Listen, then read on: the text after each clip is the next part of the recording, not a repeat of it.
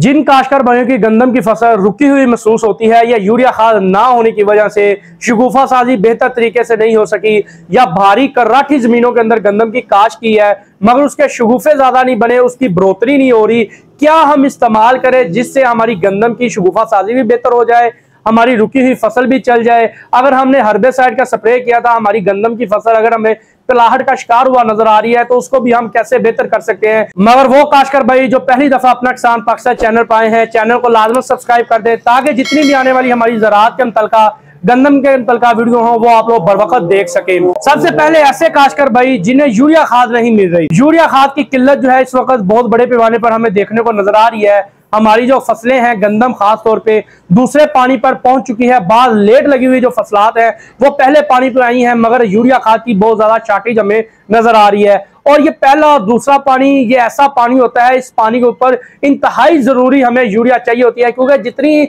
हम यूरिया खाद अच्छे तरीके से इस्तेमाल करेंगे उतने गंदम के शगुफे ज्यादा निकलेंगे, उतनी अच्छी हम लोग पैदावार हासिल करेंगे। मगर यूरिया खाद तो हमें मिल नहीं रही तो हम लोग क्या इस्तेमाल करें, तो यहाँ पर आप लोग जो है अमाइनो एसिड का इस्तेमाल कर सकते हैं। अमाइनो एसिड के इस्तेमाल से हमारी जो गंदम है उसके शगुफे जो है वो ज्यादा बेहतर तरीके से निकलेंगे। अगर आपकी गंदम की फसल अच्छी खड़ी हुई है और यूरिया खाद के इस्तेमाल के बगैर आपका गुजारा हो सकता है तो आपको अमाइनो एसिड का इस्तेमाल नहीं करना चाहिए। अगर आप अमाइनो एसिड का इस्तेमाल करेंगे तो आपकी जो गंदम की फसल है वो गिर भी सकती है तो आपका वो नुकसान हो सकता है, तब आपको अमाइनो एसिड का इस्तेमाल नहीं करना चाहिए। और अगर आपकी फसल अच्छी जमीनों में लगी है लेकिन फिर भी कम्पीली आपको नजर आ रही है और शगुफे भी बेहतर नहीं हुए, तब आप लोग जो है अमाइनो एसिड का इस्तेमाल कर सकते हैं। मार्केट में बहुत ज्यादा मिकदार में बहुत ज्यादा कंपनियों के अमाइनो एसिड मौजूद है, किसी भी अच्छी कंपनी का आप लोग अमाइनो एसिड जो है इस्तेमाल करके अपनी गंदम की ग्रोथ के अंदर इजाफा कर सकते हैं और पैदावार में इजाफा कर सकते हैं। इसके बाद हम लोग बात करते चले वो जमीनें जो कर्राटी है,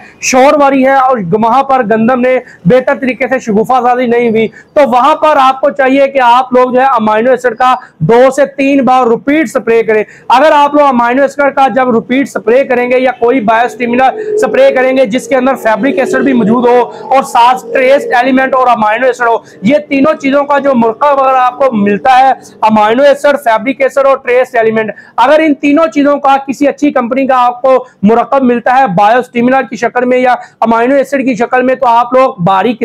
कर्राठी जितनी भी हमारी जमीनें हैं वहां पर अगर आपने गंदम की काश की हुई है तो वहां पर स्प्रे करके आप अपनी गंदम की ग्रोथ के अंदर इजाफा कर सकते हैं, अपनी गंदम की शगुफा साजी को आप लोग बेहतर कर सकते हैं। अगर आपको यूरिया खाद नहीं मिली और आपकी गंदम पीली हुई है, आपकी कमजोर जमीनें हैं, तो वहां पर भी आप लोग 2 से 3 बार अमाइनो एसिड का इस्तेमाल करके आप अपनी गंदम की जो चमक है उसको बेहतर कर सकते हैं। उसके अंदर यूरिया की जो कमी है उसको आप कुछ हद तक पूरा कर सकते हैं और अपनी ग्रोथ के अंदर गंदम की ग्रोथ के अंदर आप लोग इजाफा कर सकते हैं। अमाइनो एसिड के इस्तेमाल से जो हमारा पौधा होता है उसके अंदर जो प्रोटीन बन रहे होते हैं उसके अंदर उस प्रोटीन के बनने के अंदर तेजी आ जाती है, जिसकी वजह से हमारा जो पौधा होता है वो ज्यादा जल्दी तरीके से ग्रोथ करता है, ज्यादा जल्दी झाड़ बनाता है और जितना अच्छा आपके पौधे का झाड़ होगा उतनी अच्छे तरीके से आप लोग गंदम से पैदावार हासिल कर सकते हैं। इसके बाद वो काश्तकार भाई जिन्होंने किसी हर्बेसाइड का स्प्रे किया था, हमारी गंदम की स्प्रे के बाद फसल जो है पिलाहट का शिकार हो चुकी है, हमने पानी भी लगाया मगर हमारी फसल जो है